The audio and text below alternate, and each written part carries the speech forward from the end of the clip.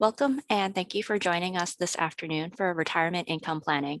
My name is Kathy Chern and I am a consumer health librarian at East Brunswick Public Library. Today's program is brought to you by the Libraries Just for the Health of It initiative to promote community health and wellness. Our speaker today is Bradley Basker, financial advisor at Morgan Stanley in Boston. Bradley works with clients to help build a sustainable financial plan to achieve their financial and life goals and maintain their assets for them. He is licensed in New Jersey, New York, Massachusetts, Connecticut, Florida, and Texas.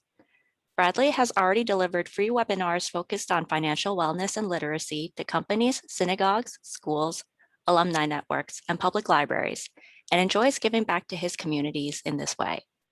Please be aware that this talk is being recorded.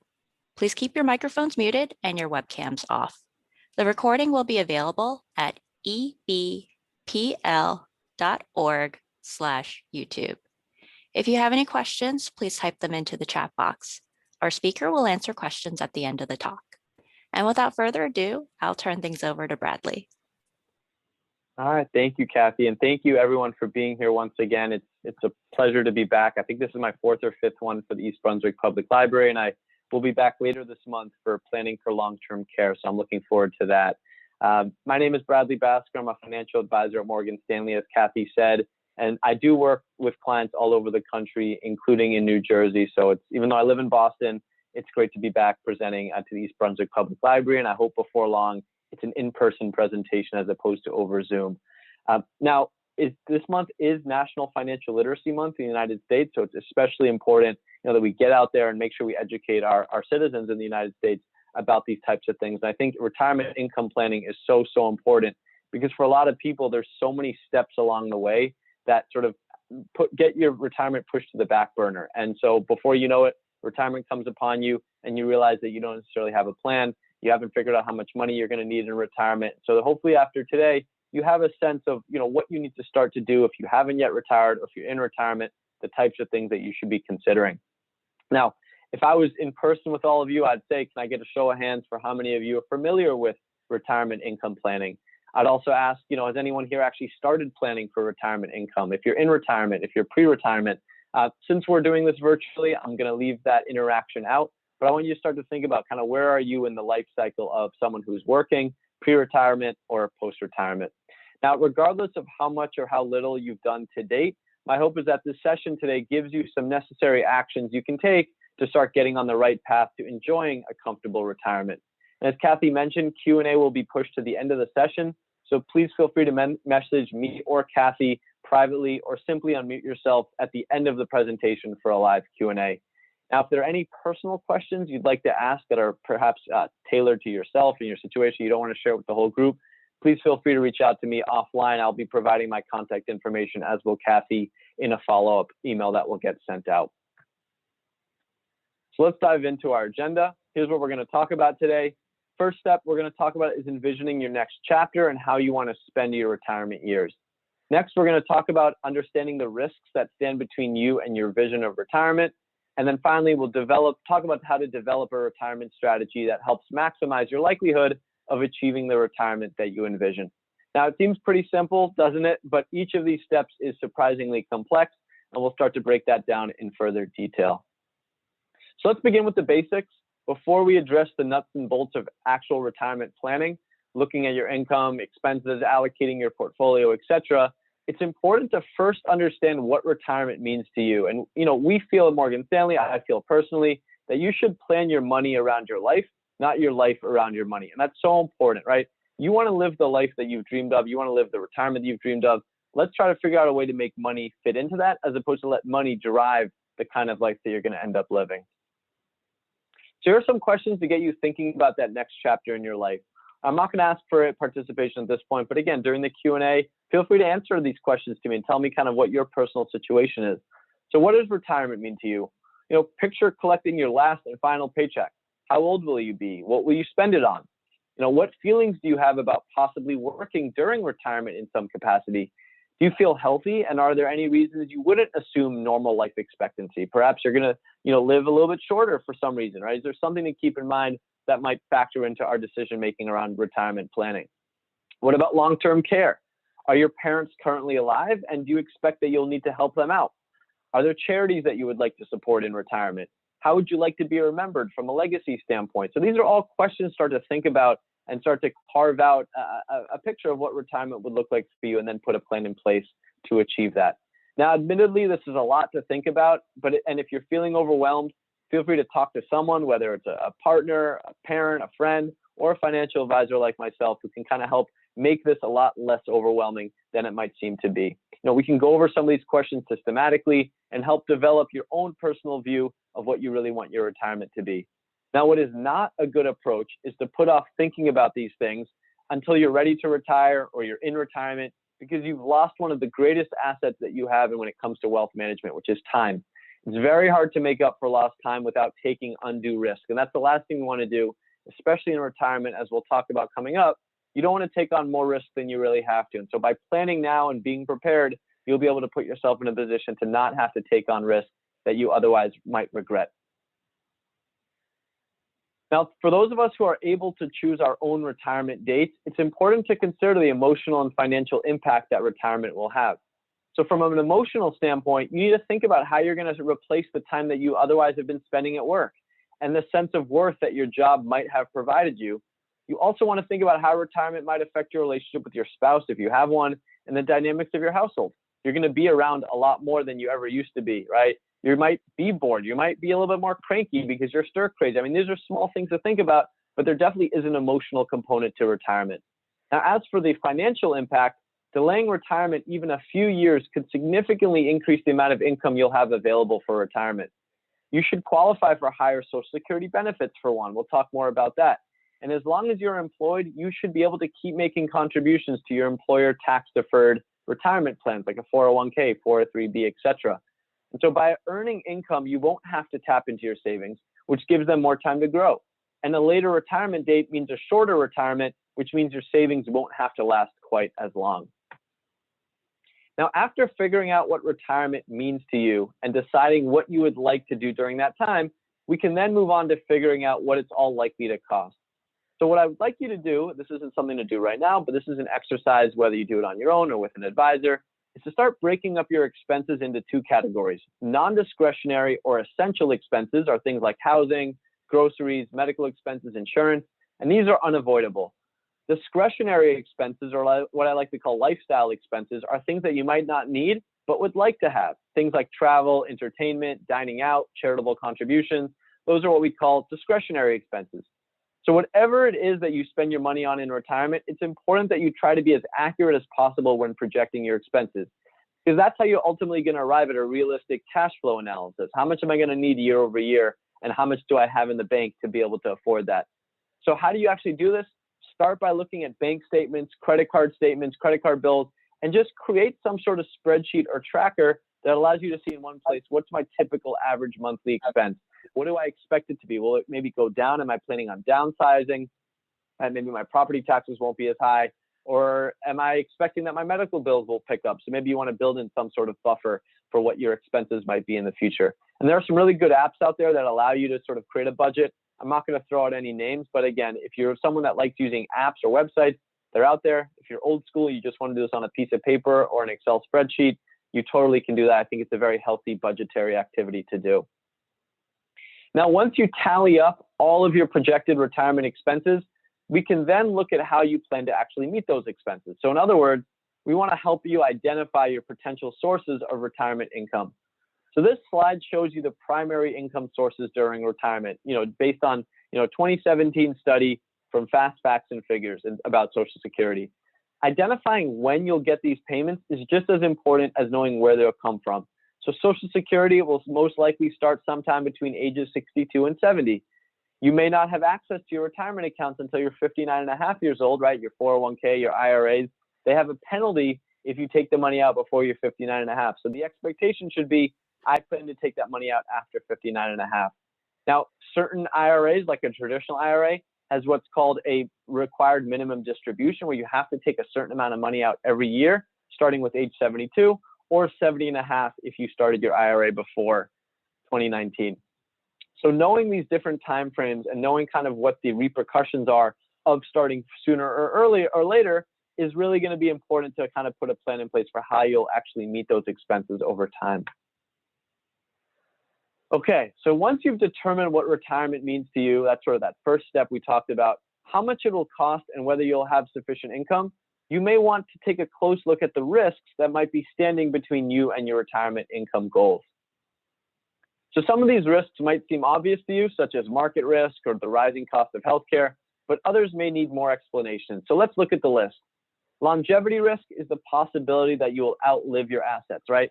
You might think you will live to your 85, but just, because God decided it this way, you actually end up living to your 95 or 100 years old. So you actually might live longer than you expect and you plan for. Market risk involves not just the possibility that the market will move against you, but that it'll move against you at the worst possible time, immediately before or after you retire and begin withdrawing assets to meet expenses. Inflation risk is the risk that your assets will not grow as fast as the inflation rate and therefore will lose their purchasing power. We'll talk more about that in a subsequent slide. Asset allocation risk involves constructing your investment portfolio to pursue not only your retirement ambitions, but other goals that are important to you. Excess withdrawal risk is exactly what it sounds like. It's the risk that you'll withdraw too much from your portfolio each year to meet expenses, and therefore you may not have as much on the back end of retirement as you thought you might. And then finally, healthcare costs are a source of anxiety for a lot of people approaching retirement. Retiree medical costs are rising faster than general inflation, and the number of individuals covered by employer health plans in retirement is decreasing. So that makes planning for healthcare costs an integral part of preparing for retirement. So let's talk about each of these considerations in a little bit more detail. Now, with medical advances and the increasing emphasis on wellness, people are living longer. That's a fact. They're living healthier lives, which is great news, sort of at the outset. But when you actually think about what increased life expectancy means, it also means that our retirement savings need to last longer than they did for previous generations. And so many people underestimate their lifespan and therefore risk outliving their assets. Thus, when building your retirement income plan, allow for the possibility that you'll live longer than you think. Many people spend as many years in retirement as they did in their careers. And so you can see on this slide, there's a bunch of stats. A 60-year-old man has a 62% chance of living till at least 80. A woman in the same situation has a 71% chance of living to 85. Sorry, I said 80 before. It's 85 years old. And the probability that at least one of a partnership, right, with a husband and a wife, wife and wife, whatever it is, right, at least one of them will live to 85 is 89%. So the point is even if you feel like you may not live that long, I mean, I hope we all live deep into our 90s and our 100s, but even if you feel like you're not going to live that long, there's a better likelihood than not that the average person is going to live at least to 85 years old. And so you want to make sure that you plan for that. When we put together financial plans for clients, we build in a 92-year-old life expectancy for a man and a 95-year-old life expectancy for a woman, just based on statistics. And so we're not banking on the fact that they're just going to live into their 80s. We build into account the fact that they're likely going to live into their 90s. Worst comes to worst, God forbid you end up passing away earlier than you expected. Okay, so now perhaps your family will inherit more than you expected. And so that's the plan. Build in a little bit of a buffer in case you live longer than you expect. Now, there's always the issue of market risk. What happens if the stock market plunges the month you decide to retire? So no one knows when the market is going to do, go up or go down, or what the market's going to do 1 year to the next. So once you retire and begin to draw on your savings, the timing of returns will have a significant effect on your portfolio. So timing is very, very important. The worst possible time to experience what we call a bear market or a down market is right before and right after retirement, because that's when your retirement money matters the most.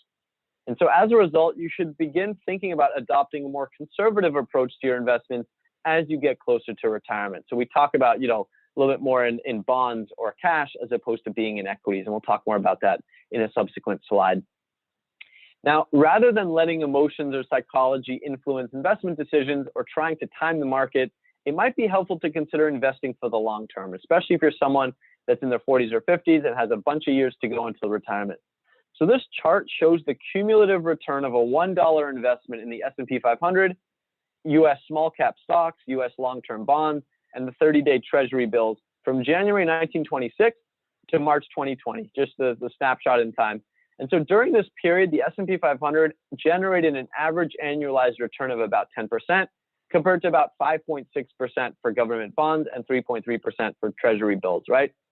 So the take-home lesson is, if you can stay the course and keep money invested in the market, it can result in significant returns over time, but might require a long investment horizon. So for someone that's already in retirement, in their 60s, 70s, and 80s, they may not be able to take on as much risk as someone who's in their 20s, 30s, 40s, and 50s, who has a little bit more time and therefore can invest in the market, which over the long haul has clearly returned better returns over time. Now, in addition, there's the issue of inflation, right? There's a lot of inflation talk right now with the economy reopening. Interest rates are down, the economy is heating up. So there's a lot of talk about inflation.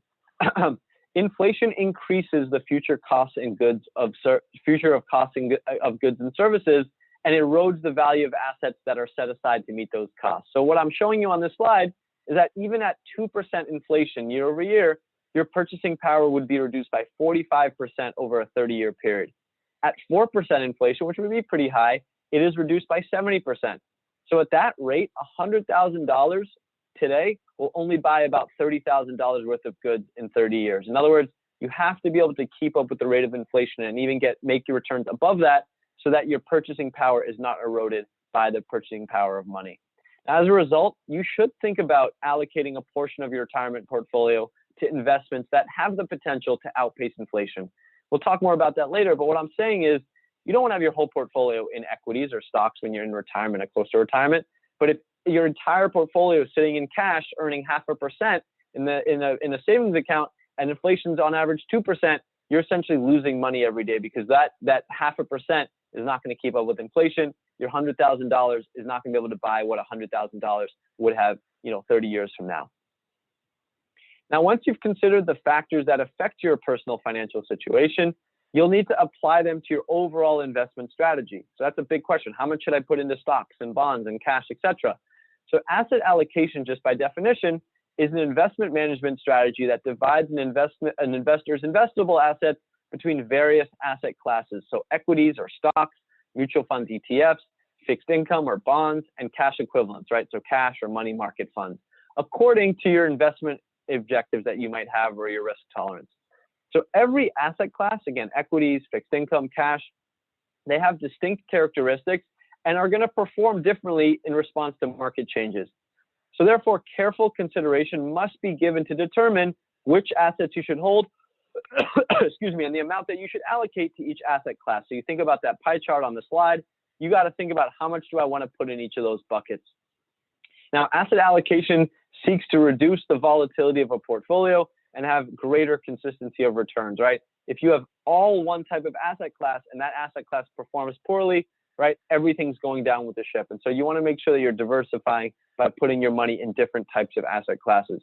Now, over the long term, this risk reduction that I'm talking about can have a significant impact on performance. And so this is particularly important when you're dependent upon the portfolio for income. So when you're no longer working, your investments, whether it's in bonds or cash or equities, that's going to essentially prove to be, the source of income that you have in retirement. Now, asset allocation decisions are one of the most important factors in determining both the return and risk of a portfolio. And so factors that greatly influence those decisions are things like your financial needs and goals, the length of your investment time horizon, and your attitude towards risk. So if you're in general a more conservative person, or you don't have as much time until retirement, or you're already in retirement, or you perhaps plan to fund an expensive trip, or you want to have a second vacation home, that's going to all factor into, okay, well, how much money and how much risk are you going to need to take on to balance out what you'd like that payoff to be. Now, past generations have tended to have a retirement that is not nearly as long as it is today. People worked longer and they ended up dying earlier. And it was typically funded by Social Security and pension plans. But for those generations, shifting to a conservative portfolio with mostly cash and fixed income at retirement was okay, it sufficed. But individuals looking to retire now might not be so comfortable relying on Social Security and pensions. So you have to build a retirement portfolio designed to keep pace with inflation, generate income, and reduce the effect of market downturns. Now, there's a lot of talk right now about, will Social Security even exist in 15, 20 years? As of right now, it looks like Social Security is going to run out in 2034. Now, I hope that's not the case, because I certainly am not planning to retire before then. I'm not eligible for it. I'm paying taxes into Social Security. But the point is, if you're just relying on Social Security and pension, you might not be able to sort of keep up with how long you plan to live or some of the cost of living increases that we're seeing. So the trick is to get the balance right. Too much stock can potentially expose your portfolio to market risk and loss of capital and income, but too much cash and fixed income can expose your portfolio to inflation risk and limiting your upside potential. All right, so again, it's finding that right balance that makes you feel comfortable and allow you to live the lifestyle that you want for as long as you tend to live. Now, the question for you is, how much do you think your asset allocation might change as you near retirement, right? As you move towards retirement, the focus of your asset allocation strategy will generally become more conservative and shift from a more equity-driven portfolio to more of a fixed income and cash equivalents portfolio that will provide more income and capital preservation, as we call it.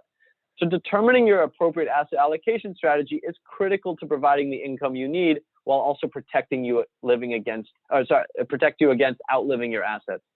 So when considering that appropriate asset allocation strategy, keep in mind that your time horizon can extend from 20 to 30 plus years, and then inflation will affect the purchasing power of the income that you receive. You know, far too often I talk to people that are nearing retirement or in retirement, and there are investors that want to implement an overly conservative strategy because of concern of losing their retirement principal. However, this approach overlooks the effects of inflation and can lead to shortfalls in income during the later years of retirement. So it feels good when your money's not going down early in retirement. You're like, wow, like it's not going down, the market's going down. But guess what? There's a higher likelihood that you might outlive your assets and have to rely on your kids or something like that to bail you out. That's not sort of probably what any of you are here to learn about. So this slide kind of illustrates that point and shows you that even well into your retirement, as you move from left to right, from more aggressive to more conservative, equities can still remain a component of your portfolio to provide growth potential and hedge against inflation. So you can see in the beginning, heavily stocks, very little bonds, very little cash. As you move more towards retirement, there is still a slice. I mean, maybe it's 20%, 25% in equities. And so, you know, when I see someone that's got an 100% bond portfolio or fixed income portfolio with the rest in cash, you know, I try to get them to kind of bump that up a little bit just to talk and think about and consider what the effect will be of inflation, the fact that the returns might not keep up with inflation. And so if you're thinking, Bradley, well, what's the right blend of stocks, cash, and equities?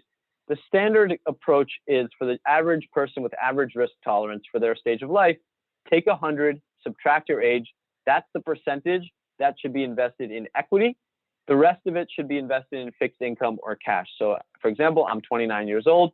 The standard approach would be 71% of my portfolio should be in equities, diversified, of course, not just in one or two companies, but well diversified. And then the remaining 29% would be in bonds and cash. Now, if you're someone that's 60 or 70, you would flip that and say, okay, 40 or 30% of your portfolio should be in equity. The rest of it should be in fixed income or cash. So again, as you get older, that percentage is going to go more towards fixed income and cash. But again, there's still a place for equities in your portfolio. Now, here's another risk that you have to manage. Withdrawing too much from your retirement nest egg, especially early on, can increase your chances of running out of money prematurely. You also want to avoid unnecessarily sacrificing the retirement that you envision by being overly cautious with your spending. So again, that's the trade-off, right? You don't want to over withdraw in the beginning, right? Now that's money that you can no longer invest for the long term, but you also don't want to live like a miser in retirement. You worked your whole career to be able to live comfortably, so you want to kind of find what that balance is. So what is an appropriate sort of withdrawal rate from your overall retirement portfolio year over year? One rule of thumb says start with a 4% withdrawal rate and increase it annually for inflation. But I realize that each person's situation is different. So your withdrawal rate is going to be based on your asset allocation, your life expectancy, and when you retire, and your portfolio's value. So there's no sort of one right answer that says you should absolutely be pulling out this much. For some people, that's 3%. For some people, it's 5%, right? And I'd encourage you, if you want to learn more about the 4% rule, just Google 4% rule Investopedia. There's a great article that was published on May 1st, 2020 that sort of really talks about why the 4% rule makes sense. Now, at the same time, withdrawal rates much above 5%, especially in the early years of retirement, might increase the likelihood that you deplete your assets permanently. So consider using a conservative withdrawal rate as possible, particularly early on. And so as you can see in this graphic, assuming about a 6% annual return on your investments that you have in your portfolio and a 4% inflation assumption, you can get away with withdrawing 4% of your portfolio every year for 32 years in retirement without actually running out of money. But you can see if you start to actually withdraw a lot higher percentage, the amount of money that you will be able to have before depleting it significantly decreases the number of years that you can actually withdraw from. So again, we're assuming your money that's still invested is earning about a 6% return. Of course, if the investment returns are higher, then that would increase the number of years. If the investment returns are lower, that actually would decrease the number of years. But assuming a very conservative 6% annual return every year and inflation factored in, you could essentially get away with living 32 years off of a 4% withdrawal rate. Now, finally, this brings us to our healthcare cost risk, for which retired people find is very much a major concern. We're talking in 3 weeks' time back at the East Brunswick Public Library. I'm doing a session on long-term care. I'm not going to get too much into detail about how that all works. We'll talk about that in 3 weeks' time. But you might have Medicare, right? But estimates suggest that the average 65-year-old couple to retire would need about $285,000 allocated just to cover healthcare expenses in retirement. And these projections don't even include eye exams, dental procedures, and other costs that are not covered by Medicare, nor do they include care for a skilled nursing facility or a home care provider, except under certain circumstances and for limited time periods. So these are expenses you have to plan for on your own, all right? No one, especially if you're healthy, if you're in your 40s or 50s, you're healthy, you don't really see anything coming. No one ever foresees something popping up, right? God forbid you have a heart attack or you get high cholesterol, or just something happens. You want to make sure you're planning for the eventuality that at some point you're going to have medical expenses.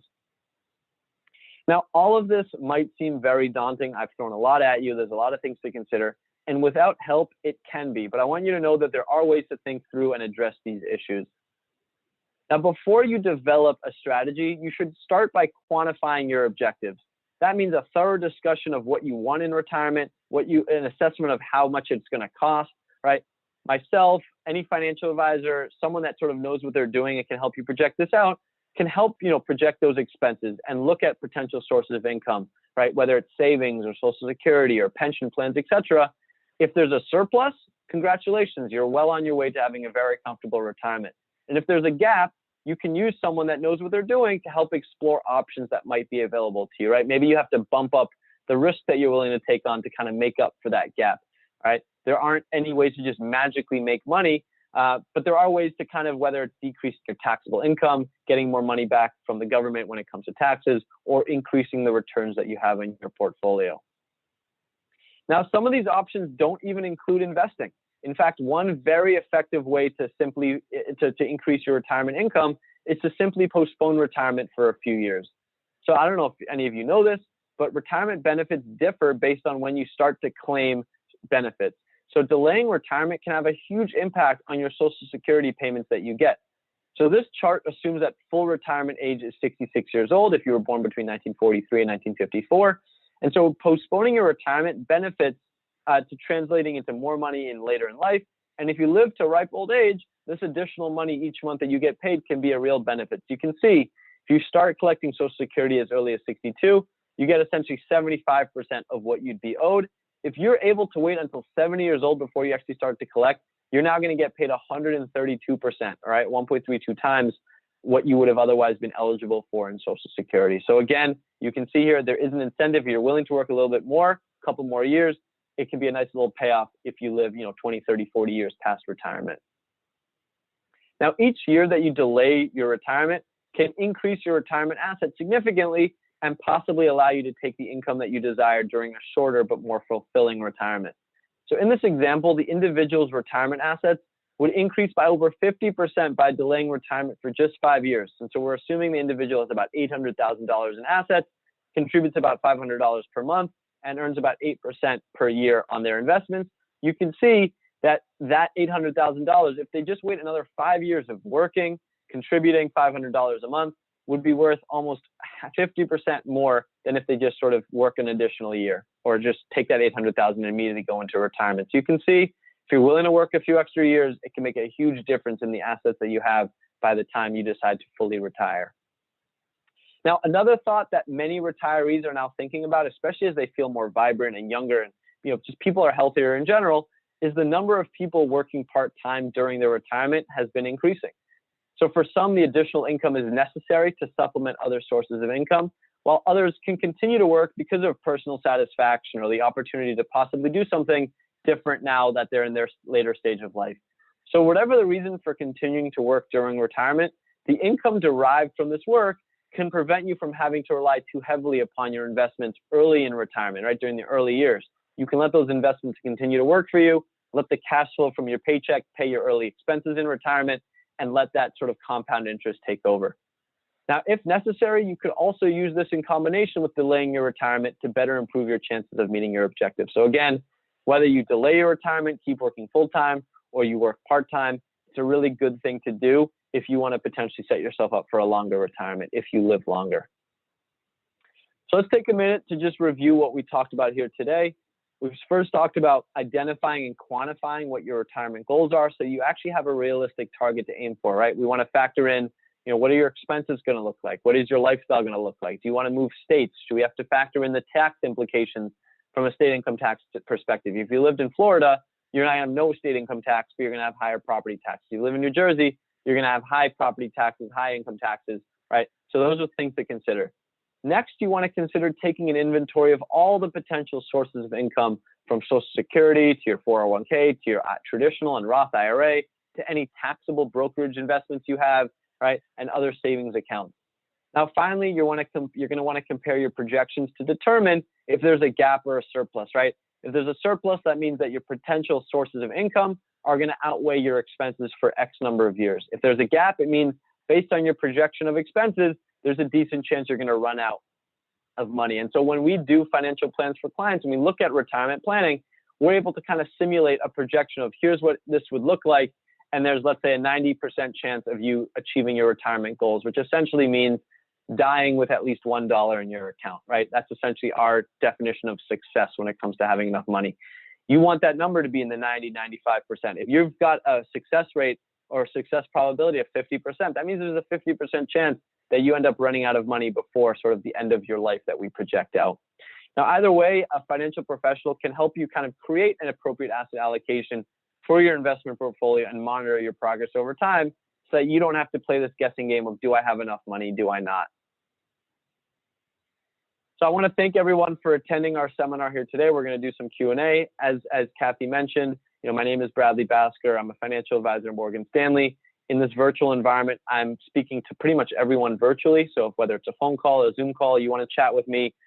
It is National Financial Literacy Month. So one of the things that I've committed to this month is to conduct at least 100 complimentary financial consultations to anyone on any topic, whether it's retirement, investing, what's happening with GameStop, anything you're reading in the news.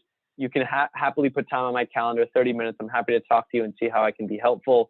If you just Google my name, Morgan Stanley, you'll find my website. And there's a button that says schedule meeting at no cost or obligation to anyone. I especially like to help folks out from the East Brunswick community because of the fact that you've invited me to do these seminars on a continued basis. And again, feel free to connect with me on LinkedIn, Twitter, Facebook, whatever is the easiest way. Take down my number. And again, Kathy will follow up with some more information. And the last thing I'll say before I turn it back to Kathy for Q&A is we will be sending out a fact sheet. That's a 2-page summary of our presentation here today. So if, let's say, someone isn't able to watch the recording, or you just want to sort of summarize what you've learned here today, we will be sending out a 2-page PDF that just summarizes in bullet form some of the topics we discussed. So I'm going to turn the floor back over to Kathy. Hope there's some questions that have been coming through. Otherwise, feel free to unmute yourself and ask me a question live on the air. Right. So I'm actually going to pause the recording during the Q&A session, so that way you can, if people want to unmute themselves and ask their questions, they can feel more comfortable doing so. So thank you, Bradley, for taking the time to present on this topic and to answer our questions, and also for doing this financial wellness series with us. So the next program in the series is Planning for Long-Term Care on Wednesday, April 28th at 12 p.m. noon. So if you registered for today's program, you're automatically registered for this upcoming program. Also, the library will be holding an information session on Medicare with Mike Salem, who is a Medicare planning specialist, next Tuesday, April 13th at 7 p.m. For more information or to register, check the library's event page at ebpl.org/calendar. So thank you everyone for joining us for today's talk, and take care and stay safe. Okay, thank you.